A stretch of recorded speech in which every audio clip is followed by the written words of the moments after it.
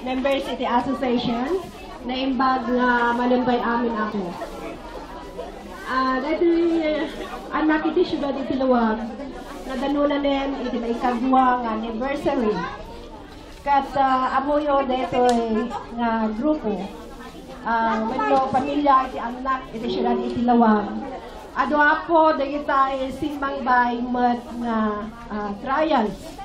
Kunak kuma nga mahaan nga isu apo iti nagbalin nga tunday iti pinag move me iti vision nga mission ni anak iti syudad iti Luwag.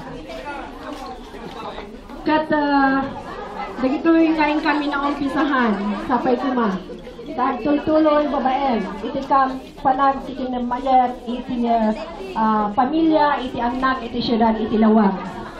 Kat kaya kuman nga rod nga pagtangsidmat dagiti kami na aramidan nga sangkabasit aside from the members nga natulungan ni adadapay projects mi iti community iti Luwag. Umuna-una isu iti typhoon Nina last year. Nag-contribute kami iti 10 kabans of rice. Pangalawa, isu iti Christmas nga adamet iti kiddaw iti maysa nga barangay iti Luwag City. Nga pag-programan na kita senior citizen. Sumarunoy, so di fiesta iti Luwag nga naited iti Red Cross mabaen ti pinaki laban ni DSWD ng Miss PRC. Nagtadmat iti grupo, iti gatad ti 10,000. And last nga project iti Luwag, iti onos iti duwa nga tawel. Isumet iti pinag-project, iti daycare centers. Nagitay nursery pupils nag-project kami mat iti electric funds, 20 na electric funds. Kat nagituloy nga kami iti na-project, iti may dua nga tawel.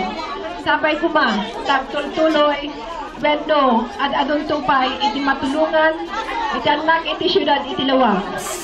Babayan kadag iti naayat na sisingpet kunakman nga pamilya iti anak iti syudad iti Luwag.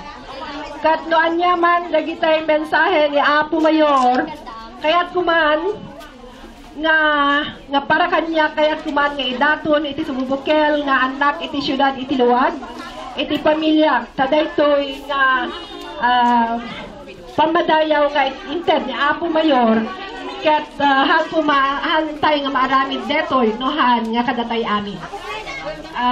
Lastly, kaya't kuman ti agyaman, Apo, kadatay amin nga ditoy ang nangruna kada iti support tayo kada kami nga anak iti syudad ti Luwag. That's all I can say. Thank you very much. Alright, palakpakan po natin.